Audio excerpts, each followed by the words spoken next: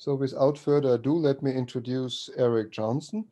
Most of you will know him. He is in the school of, in our school of complex adaptive systems, as well as in the School for the Future of Innovation in Society. Erik is an expert on what some people call policy informatics. I think this is way too narrow a term for what he really does.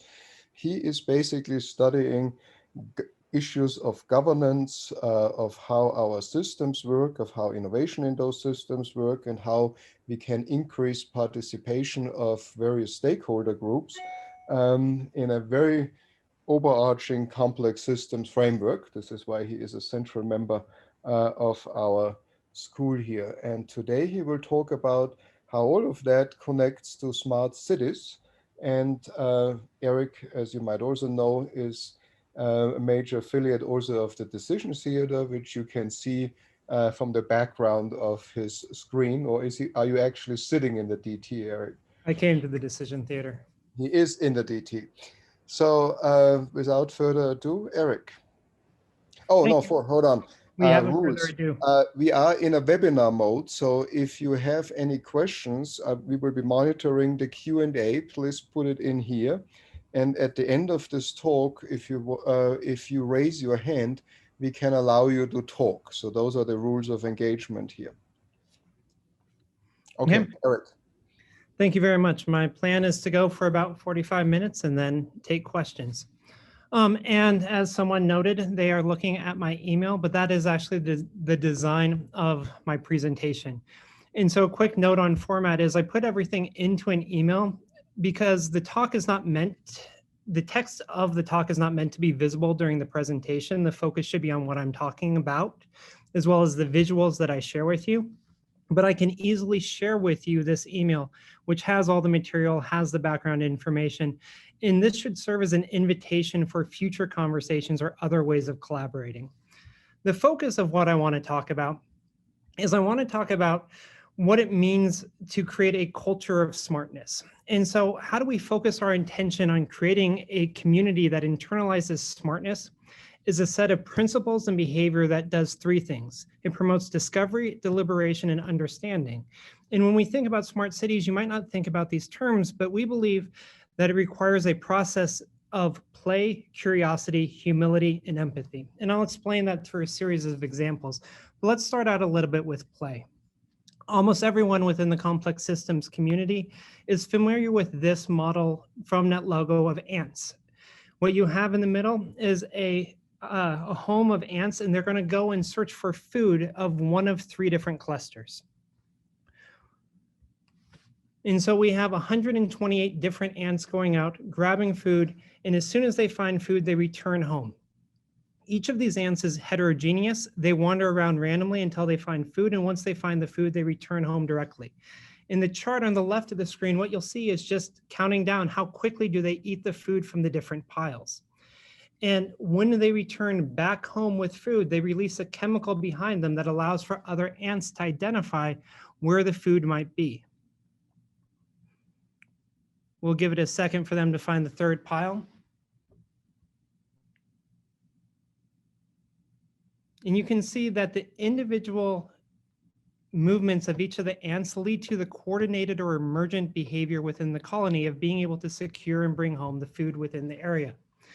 Now, what we had here was we had 128 ants that were able to find the first food in 200 steps, the second in 300 steps, and the third one, it took them 750. If we reduce the population in half from 128 to 64, you might expect that the time it would take for them to find the food would double. But in fact, what you see is quite interesting. Where for simple tasks, it is about the same amount of time for them to devour the first amount of food. But the second takes much longer, and the third takes even longer than that.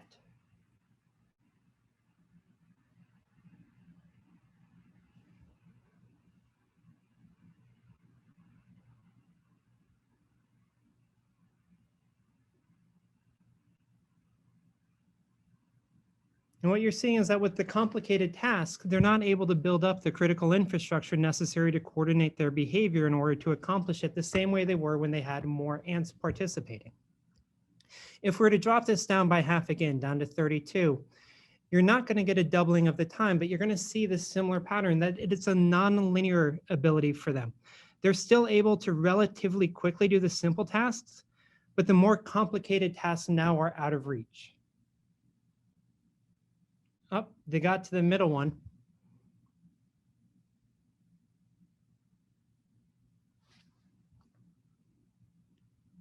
And we're not going to play around with this much more because I want you to sort of take away a couple things. One is that the information, the chemicals behind them, enabled them to create a non-linear collective efficiencies. And this is just one example of complexity within social systems. The community's beneficial outcome emerges the interaction of decentralized heterogeneous agents. And if you're wondering why someone that studies political science and governance also studies complexity, it's that the underlying logic, the idea that informed individual choices can lead to the emergence of collectively efficient outcomes, is not a new concept. In 1776, both the Wealth of Nations and America's Declaration of Independence were predicated on a similar logic. Both understood that people could be individual heterogeneous agents of independent judgments, and while they're making individual best choices for themselves, the emergent result was the best possible allocation of resources, capitalism, or the most reflective policy in terms of the will of the people, democracy. Underlying both of these, though, was that an informed public was already seen as central to realizing the potential of self-governance, but it had been treated as an assumption, not necessarily an intervention.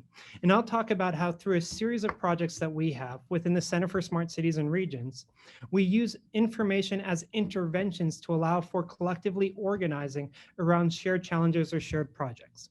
But let me take one step back. The idea of behaving smarter. When we talk about a smart city, we don't talk about a specific technology or more data. What we talk about is how does a smart city cultivate attention resources, be it people, expertise, or capital, and then how do they spend their attention wisely? And so there's two categories of questions that I think really illustrates this well. The first category of question is how do you take something that is currently visible in life that you're paying too much attention to and start to make it invisible? We see this every day. For instance, most of you, if you're working at ASU, got paid today, but you didn't have to collect a check and then go to the bank and then cash it. It automatically showed up in your bank account. And now paying bills is also relatively automatic in almost everything that you do. Whereas back in the day, you'd set aside an afternoon once a month to go through all your bills, and it would take a couple of hours. Another idea is the idea of traffic. Traffic is something that a lot of us struggle with on a regular basis in regular times. What would it look like if that were made invisible, that you never had to think about traffic again, that you could just be where you wanted to be?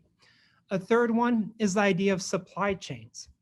If you go to a website like Amazon and you want to buy a book, right now it is incredibly simple to say, hey, this is an interesting book. I'd like to buy A Model Thinker by Scott Page. And then you click one button and a couple days later it shows up, or even the same day it shows up. But what is invisible now are complicated supply chains behind the scene that as soon as you click that button, all sorts of things start taking place to make it so that the book appears suddenly. Another idea of something that is currently visible that could be made invisible is what other parts of the system know.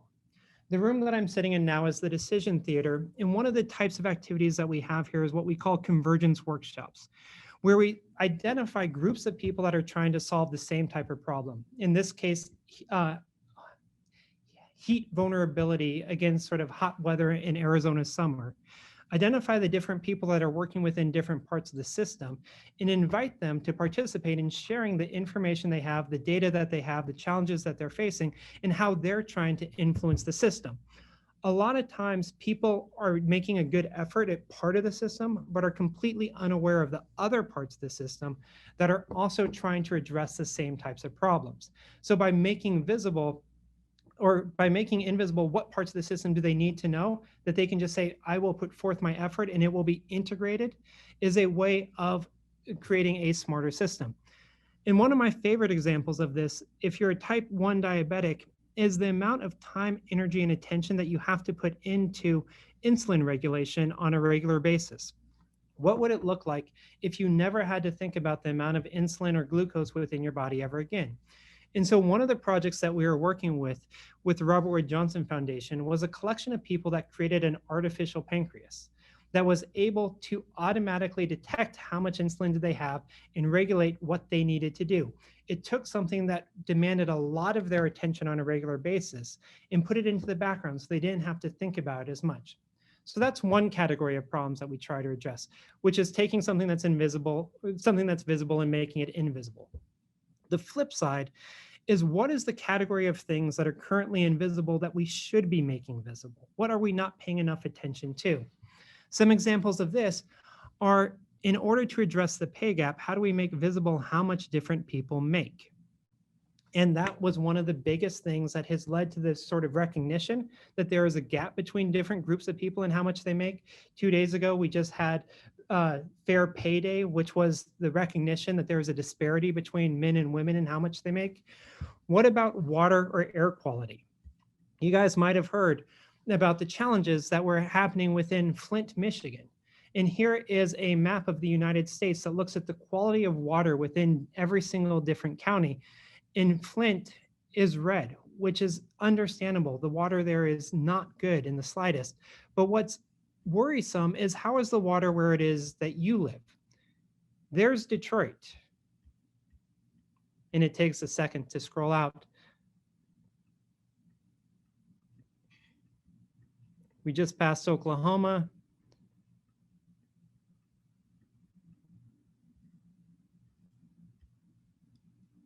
Here's the Phoenix area. And you can see that although you might not think about on a regular basis, just because it's invisible doesn't necessarily mean it's safe. How do we collect the information to know the quality of the water where you're located? Or what about the quality of the air?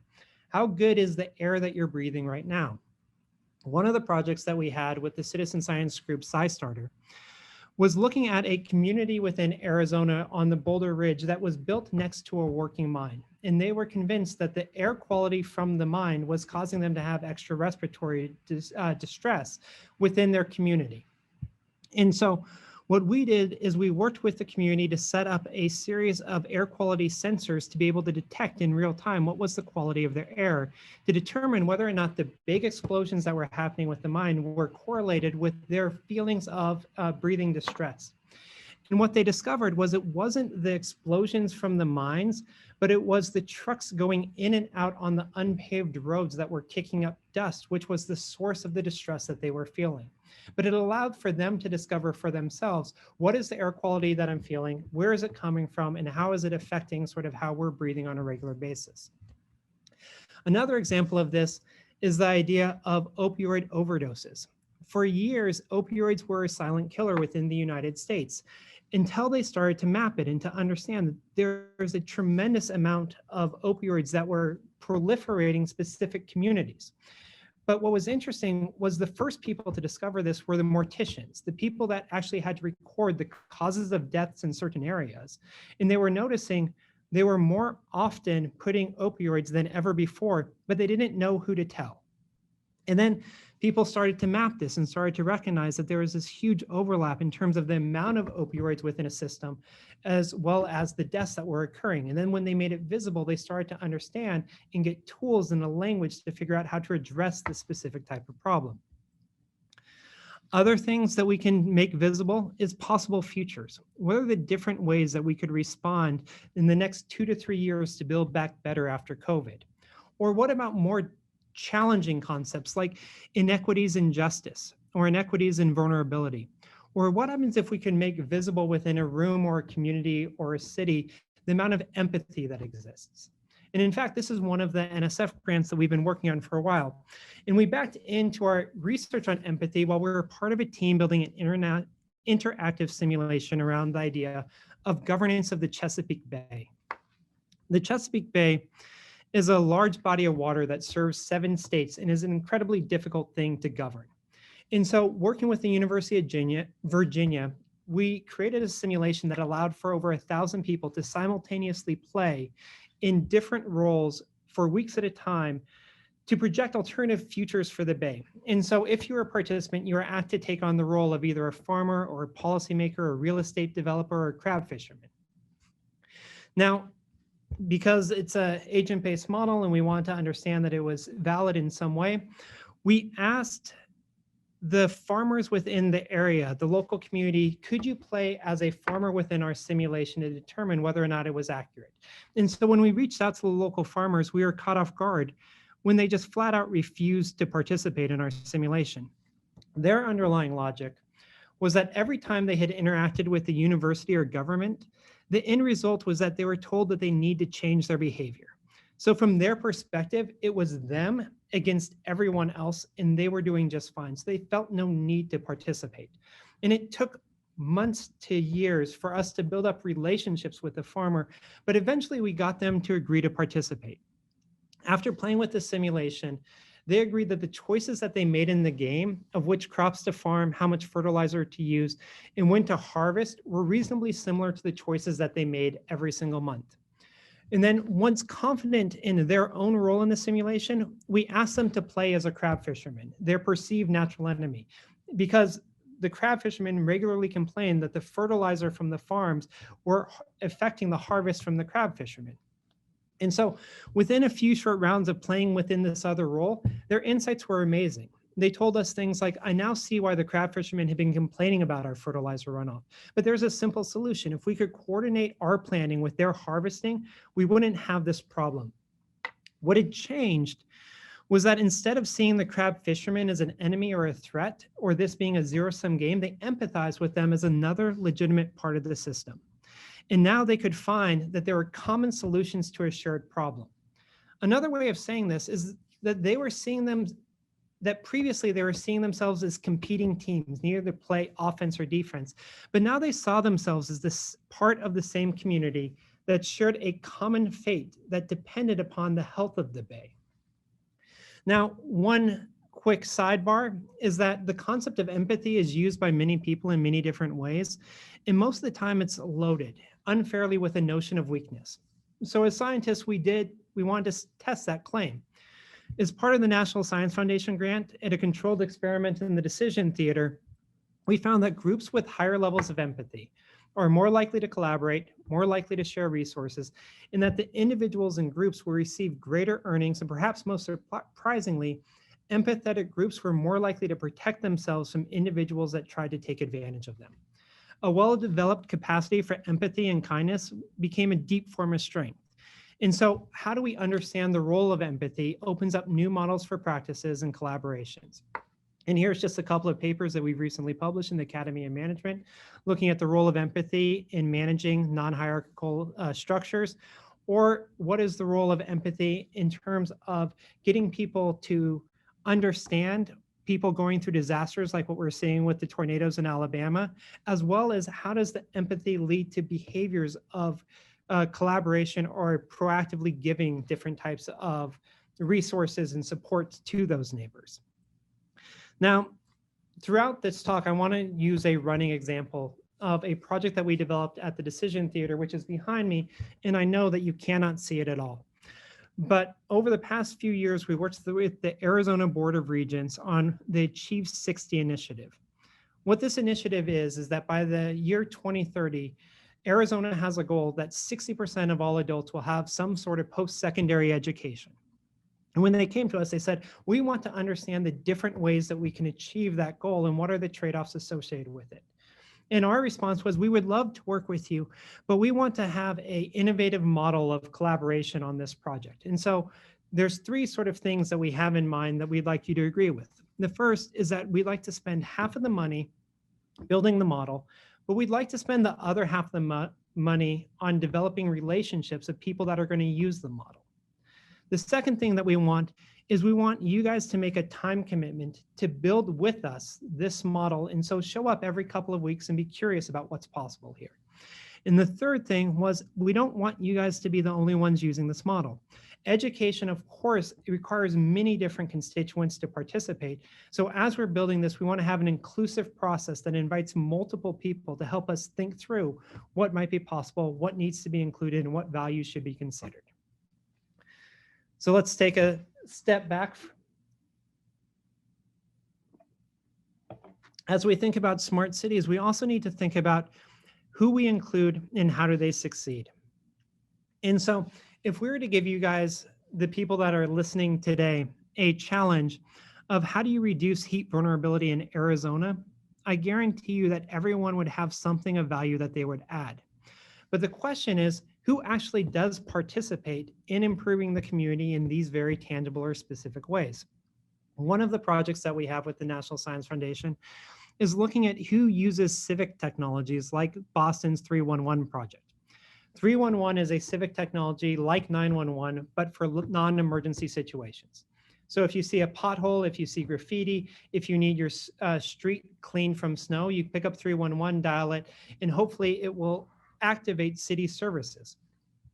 After the snowpocalypse of a few years ago in Boston, we collected all the data that was used, and we found huge discrepancies of who used this civic technology that was meant to be in service of everyone. Now, why this matters is if you're designing ways to get people involved within government, you want to think about how do we become more inclusive, more participatory, and include as many different diverse perspectives as possible to leverage the expertise they have at the local level. So the challenge becomes, how do we leverage both top-down best solutions with bottom-up local innovations? And one of my favorite examples of this type of thing was if you are interested in losing weight after the pandemic and you're curious about what will work best for you, you can look at sort of the group level effectiveness of a lot of different diets on communities. So what you have here is you have a graph of the effectiveness of, I think it's the keto diet, on 221 individuals, that on average, if you were to use this diet for a 12-month period, you would lose 7 pounds.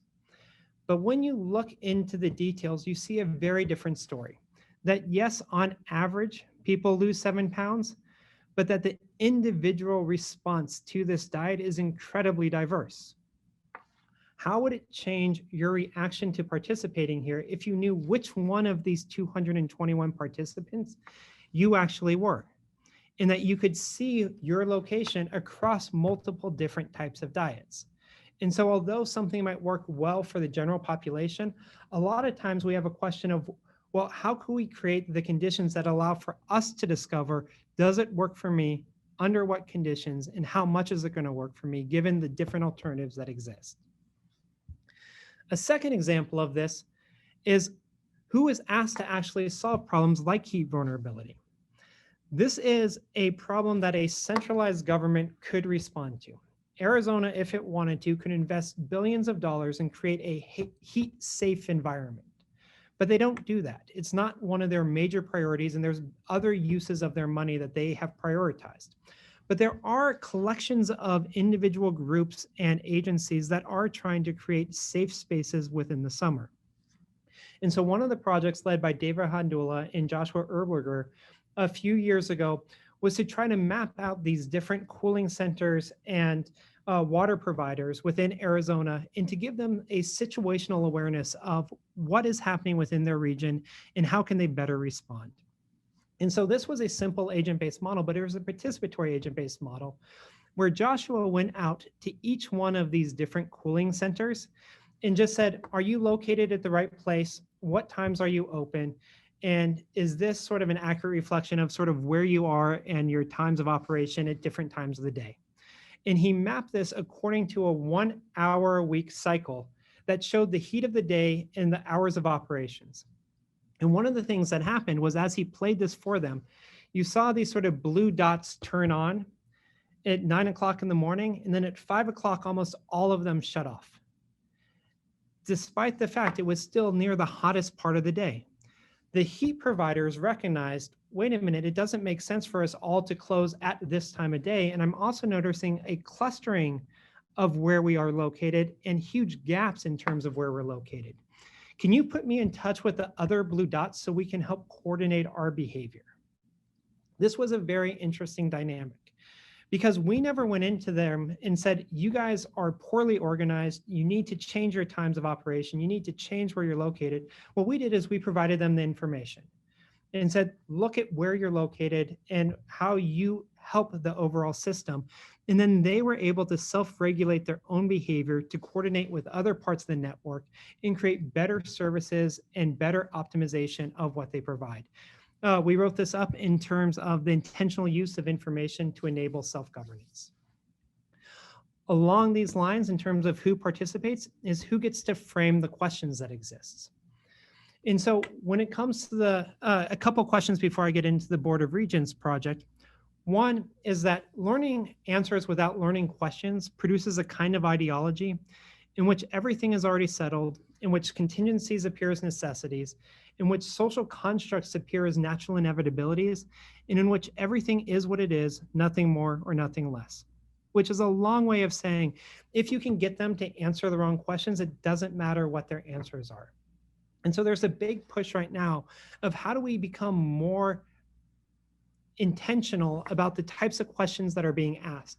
In a current project that we have with the MacArthur Foundation and the Gov Lab at New York University is the 100 Questions Initiative, which is trying to identify what are the most interesting, relevant, provocative questions that can be asked when it comes to governance, when it comes to human aid, when it comes to technology, or when it comes to gun control, or any of these sort of broad challenges that we're facing.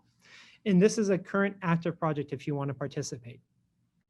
But the inclusion, as you remember, the third criteria we had for the Board of Regents, helped us come up with better questions when we were thinking about the future of Arizona's education system within Arizona. And so through the first couple weeks of participation, we started asking different types of questions than just how do we get to 60%, including which 60%? Do we focus on just the most convenient 60%?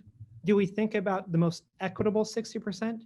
Or what would be the most strategically beneficial 60%? And what are the differences between those different populations? What about the other 40% of people? What is the relationship between attainment and resilience? What if we were to have a shortage of teachers or nurses in the future, what communities are the ones that are most likely to provide them? Or how does vulnerability affect different communities as automation becomes more common or more prevalent? So our challenge became, how do you design inclusive governance infrastructures to detect, deliberate, and discover? Now, taking a step back, we were going to set up a poll, but we got into some trickiness with the way we designed this. So I'm just going to ask the question, but I don't expect anyone to sort of respond in any way that I can see it right away. But if you had the ability to double the amount of knowledge or curiosity within society, which one would you invest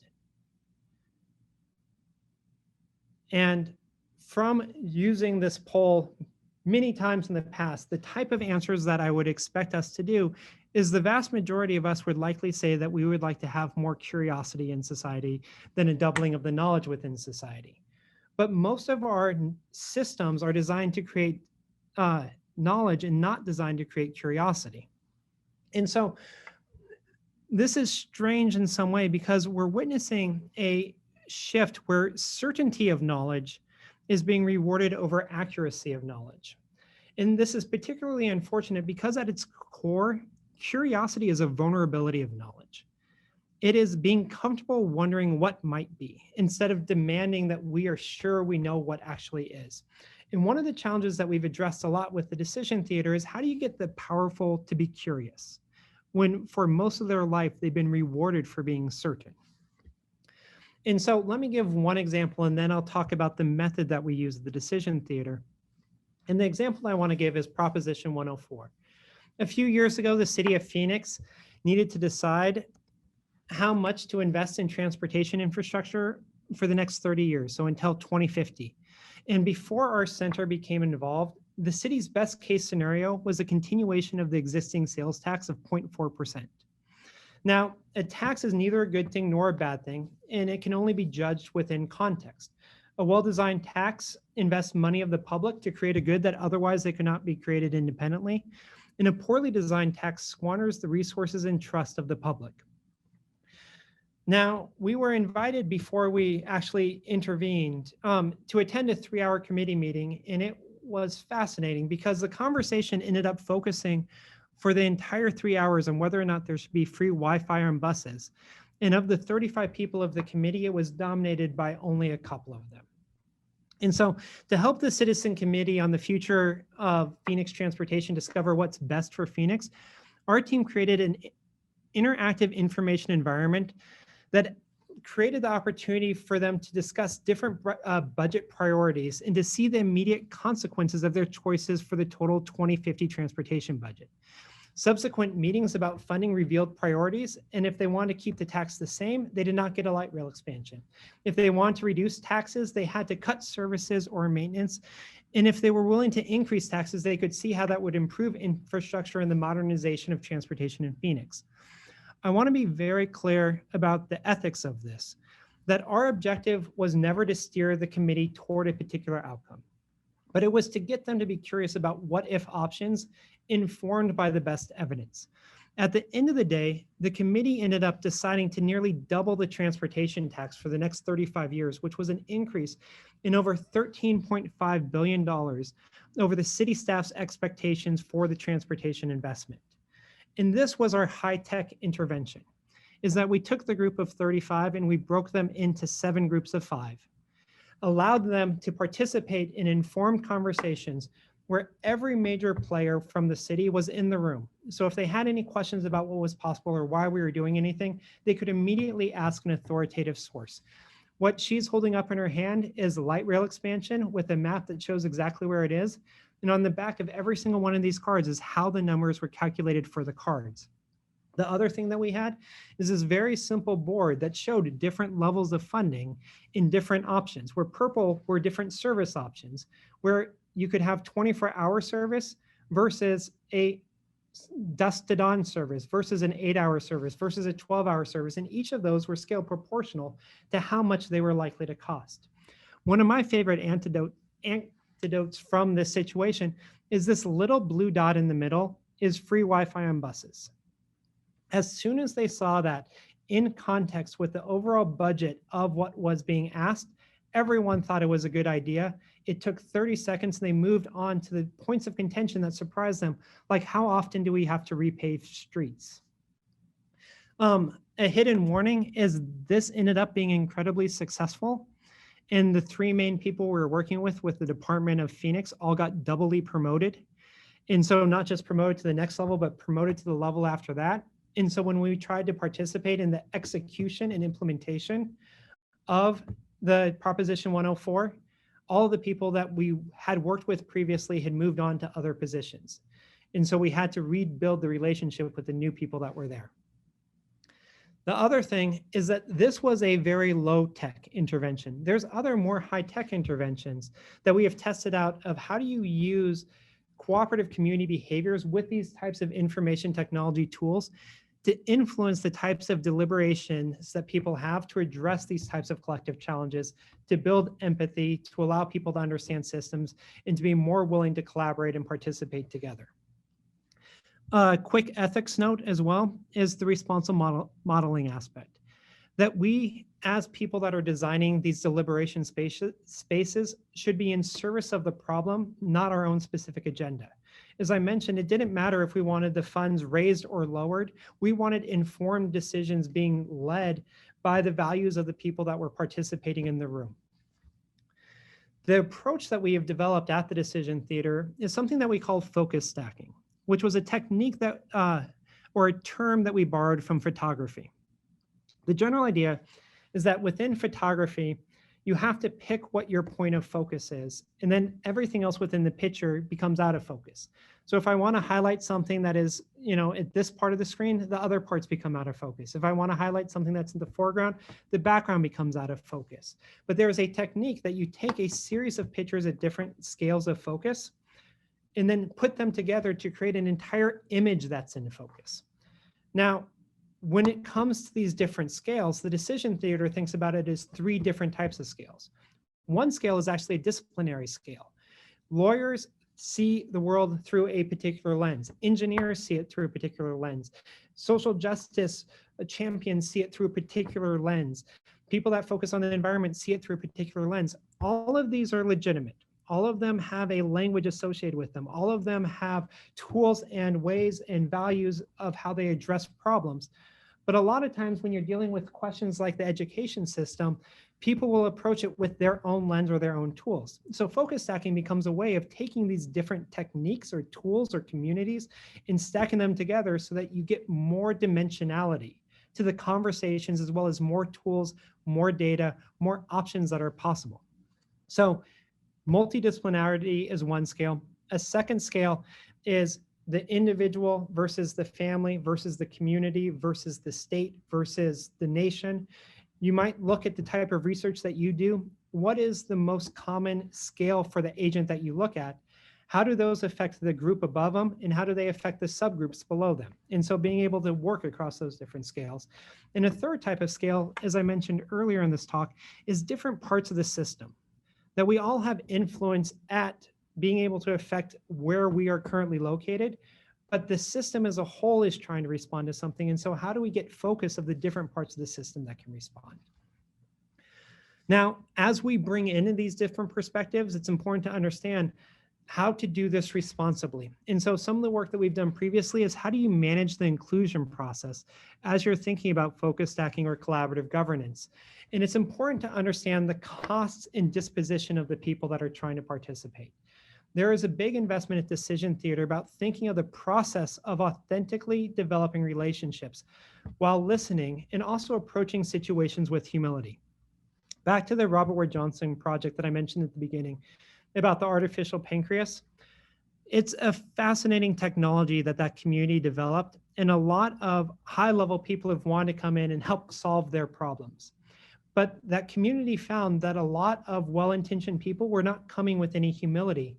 And so we helped develop what we call the humility audit, the ability to sort of check to see whether or not people are coming in with appropriate levels of curiosity, whether or not they're coming in with an attitude of service to help create the conditions that will benefit the community versus just benefiting the researcher or just benefiting the expert that's coming in to try to solve something. And so how does this translate to the Board of Regents project? Is it really pushed us to think about how do we communicate our findings? If I were to bring you into the Decision Theater and to show you this model, it is a very impressive model. You'd probably leave impressed, but also not have a tangible sense of what did you actually see. And so part of what we developed is a series of briefs that help walk you through, here are the different types of questions that this model helps to engender. And so Chelsea Dixon, an expert in both the Human and Social Dimensions PhD program, as well as the Decision Theater, developed these briefs that would explain, here's the interesting thing we found about job mismatch in Arizona. As we train more people, do we have the ability to absorb them within our economy, or is there a mismatch between the jobs we have and the jobs they're trained to do? Well, how would you use this model to study it? Well, here's the methodology we used. Here's what we found. And if you wanted to study it yourself, here's how you would go about doing that. And then here's how the conversation changes. And if you want to dig deeper into this, here's how you would extend the analysis of the type of thing that you're looking at to, again, foster this regular sense of curiosity. The second thing was we recognized very quickly that not everyone would come to the Decision Theater. And this is something we learned over the last couple decades. And so how do you take an environment like this and go on the road? How do you take it so that you can create these designed, engineered curiosity spaces and put them into a high school gym or a cafeteria or any specific boardroom? And so the design of this is completely web-based that can travel with people as they go out and engage communities where they actually are. And then the final thing that we really sort of emphasized here is the ethos of curiosity. And so creating sort of regular seasons of discovery. How do we internalize a culture within the Board of Regents as well as the people that they work with on a regular basis? This anticipated part of, I wonder what we will be curious about next year, and how do we sort of manifest our ability to ask informed questions on a regular basis? So that leads to the final point, which is the idea of SMART as an ethos. Going back to the initial claim or the thesis of this talk was, how do we focus our attention on how a community internalizes SMART as a set of behaviors that promote discovery, deliberation, and understanding, the practice that requires play, curiosity, humility, and empathy. And underlying this is the power of a culture that is shared and that is where that there is a fundamental responsibility of all of us to be stewards of that type of ethos. And the best example I have of this, especially for an ASU audience, is the ASU's charter. The idea that nearly every time we hire someone, we talk about what the charter is. When we try to justify us taking big chances, we refer back to the charter. We think about it as something that is part of our culture, and that is a huge challenge in terms of internalizing sort of a set of principles like this. Now, what you'll notice within this overall talk is a difference in the types of questions that we asked in terms of creating the conditions that allowed other people to be curious versus being the ones that provided their answers. We did not ask the questions, how should farmers fertilize their crops? We did not ask, where should cooling centers be open or where should they be located? We did not ask, how do you create an artificial pancreas? How much money should Phoenix spend on transportation? Or which 60%? The types of questions the Center for the Smart Cities and Regions asks, along with the decision theater, is how do we design inclusive governance infrastructures to support detection, deliberation, discovery?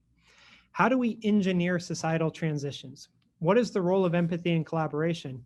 How do we grow collaborations? And then how do you use informed environments to enable self-organization? And I think that's where I want to stop today's talk because I'm looking forward to the questions and conversations. I also, before I finish up, just want to do a quick note that we have 2 more of these Making Sense of Complexity talks coming up 2 weeks from now and 4 weeks from now. And the information, keep an eye open on your emails and you'll see them coming. And so I believe if you have questions or anything that you want to ask, just put it in the Q&A.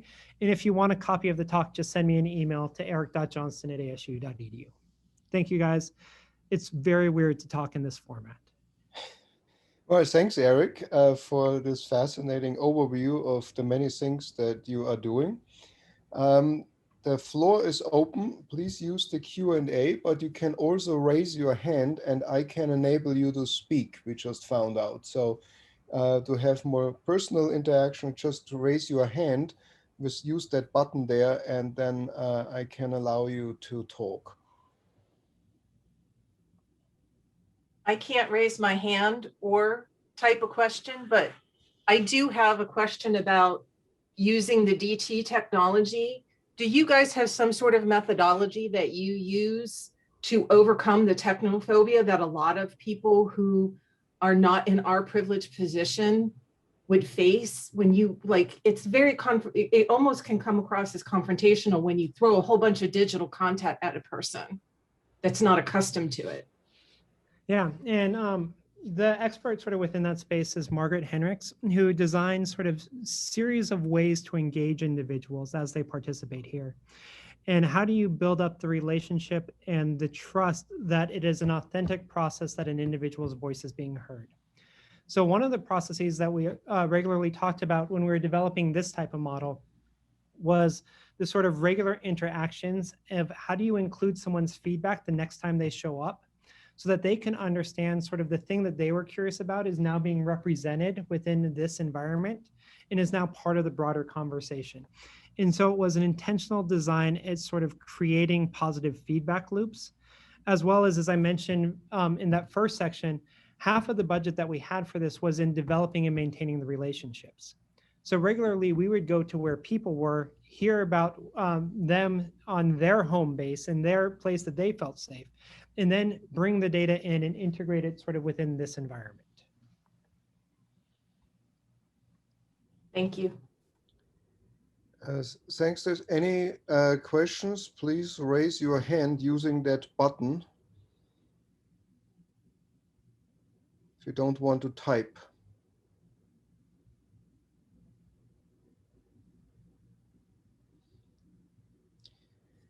Okay, who raised the hand? Ah, here we go. Let's go. Brian. All right, can you hear me? Yep. Yes. Okay, it's working. Yeah, great talk. Lots of interesting stuff going on. I just wonder, as we're starting up this new school, we'll have our own opportunity to set up sort of collaborative environments, and sort of what advice do you have for making all of these work? Anything you've thought about there? do not treat the collaboration as an add-on to a project, but as a central part in your project, and then budget the time, resources, and sort of the project plan appropriately. So a lot of times people are like, oh, and by the way, we also need public participation. Let's just do that in addition to everything that we do. And earlier this week, we were working again with the city of Phoenix, and they're like, yeah, we have requirements that we have to do public participation, or a lot of NSF grants have a requirement about collaboration or including community partners. If it is just a requirement that you're checking the box on, you probably don't understand why you're doing that, and you're designing this situation so that you won't get the most out of it. Part of our other research on these types of collaboration environments found that the majority of time they actually fail. But when they are successful in working with community partners or working in an interdisciplinary context, they're far more successful than traditional sort of myopic ways of approaching these problems. But they're harder to achieve that success. And a lot of times it's because people don't internalize why they're actually including the public or why they're actually working with the community. And so there are entire skill sets and languages to do this and to do it ethically. And we can have those conversations and I can share those resources. Great. Yeah.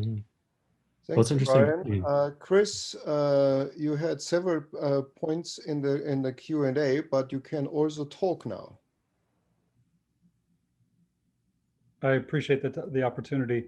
It was several points, but it was mainly around the one thought here, and I just found it really fascinating. I actually wrote it down. You mentioned, you asked the question, how do we get powerful? How do we get the powerful to be curious when they've always been rewarded for being certain?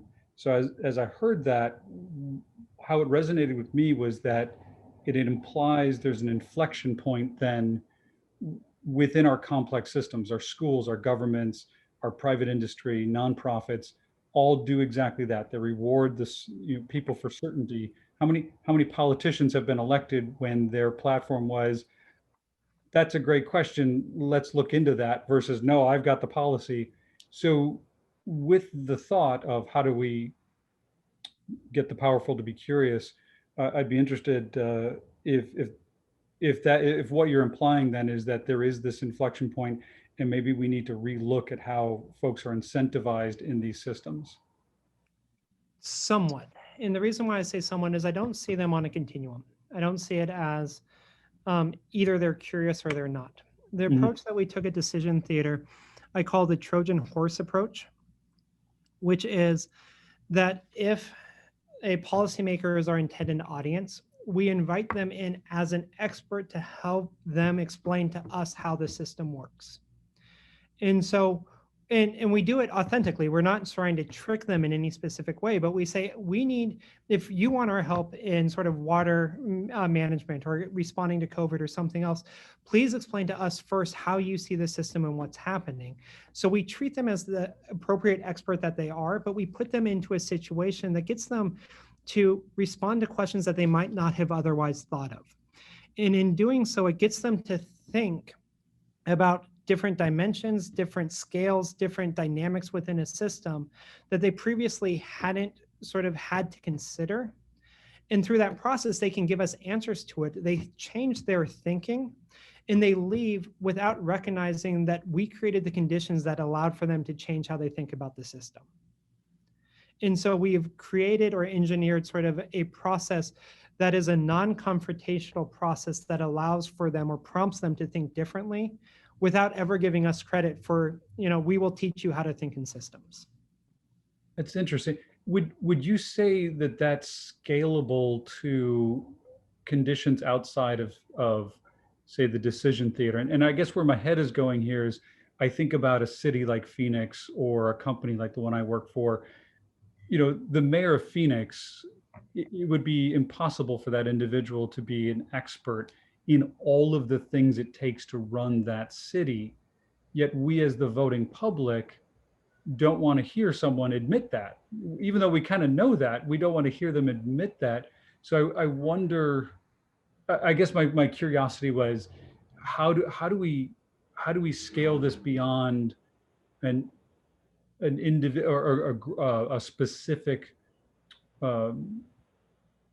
workshop or activity and begin to impart that curiosity into the system. And maybe that's a curiosity for me to explore. Well, there's two aspects to that.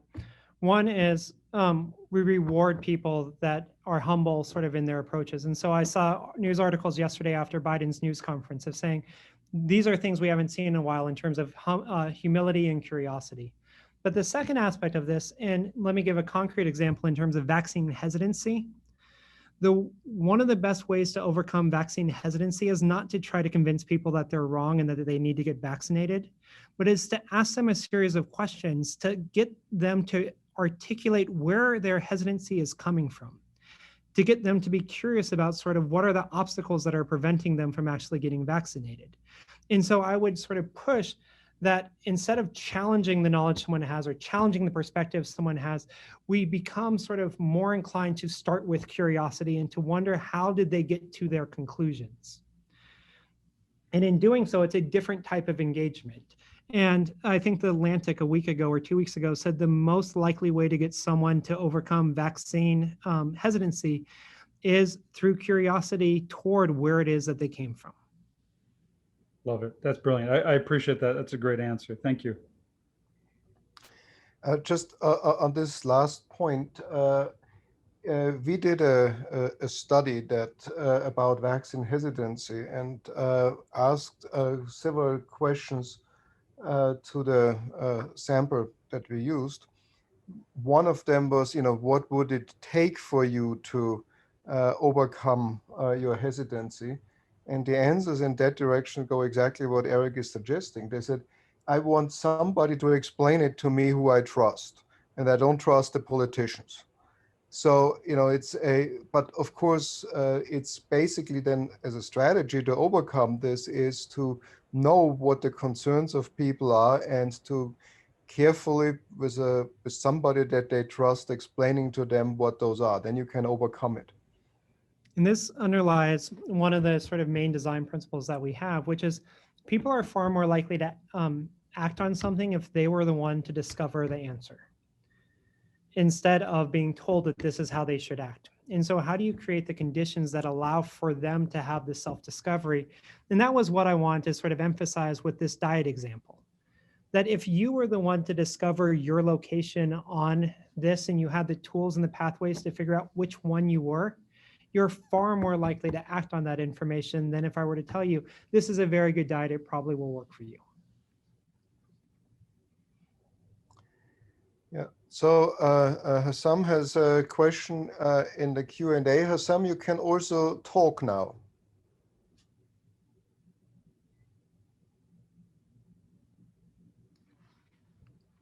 Can you hear me? Yes. Hi, yes, thanks for the insightful talk. I enjoyed it.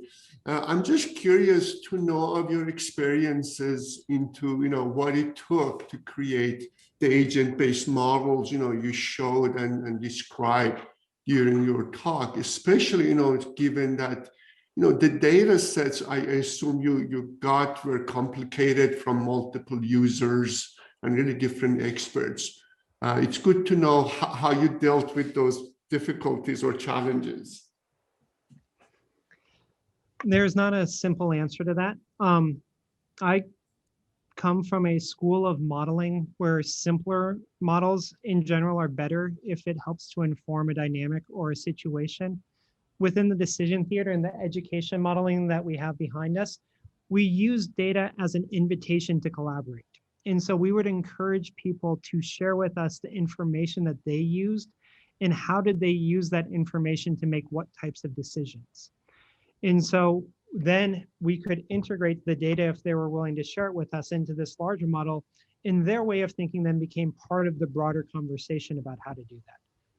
Within this weather model that you see sort of back here, it's not an agent-based model, but it is a very simple model that tries to just locate where people are and provide them a sense of scale or dimensionality that they hadn't thought about before. And in the UVA Bay game model, we had a series of people that wanted to replicate all the dynamics of the Chesapeake Bay that were both limnologists, people that study large bodies of water, that were developers, that were physicists, that were chemists, that were And they were all coming with sort of their curiosity about part of the system. And then we invested in a bunch of people that were building the connective tissue across these different types of models. And so it was providing that language that allowed for the different sort of submodels to talk to each other, to inform each other in a coherent framework. And so there's not a simple answer to that, because there's not one audience, there's not one question, there's not one purpose for all these different types of models. We came up with different ways to customize our use of modeling within broader research or policy agendas to inform the people that could use it. If I can sort of add to this, I think the ones that we did, the most successful strategy is to build a model, if it's an agent-based model, where the participants in the decision theater events actually can recognize themselves inside of the model. So, if they are basically saying, oh, here I am represented in the model, that really engages them with the model. Mm-hmm. And that's also a big difficulty when it comes to like an education system, because everyone has their own experience with education. Right. And so you need to make sure that their experience is represented in a way that they build confidence that the rest of the things you're telling them are reasonable, not accurate, but reasonable. Because if they quickly dismiss your model, it doesn't matter what else you put on or how rigorous or how much data you have. It is about building that relationship between them, the model, the conversation, and how it will be used. Thank you. I think we have time for final one more question. We have about 2 minutes left. Yes, Pooja, you can talk. Yay. Hi. Hi, Pooja. Hello. So this is a very insightful talk. Thank you for the talk, Professor Johnston. So my question is probably similar to that of Chris. So you also mentioned about like there are changes in bureaucracy and or people or the policymakers that we engage with, and sometimes like from my experience in India, when we start to initiate such conversations or even start to initiate such processes and the leaders change, the process just fails. So the discovery process or the knowledge building process or the knowledge collection process that we were talking about, it like for making it sustainable could be built around organizations or institutions, but it is fundamentally person centric. So like how do we manage these tensions, or do we do we need to navigate these tensions, and if yes, how? Yes. And part of this is the sort of larger ambition of creating the ethos of the use of data modeling and other things as part of a governance process. And so typically you'll come across a technocrat that really likes modeling and incorporates it in the way that they specifically do decision making.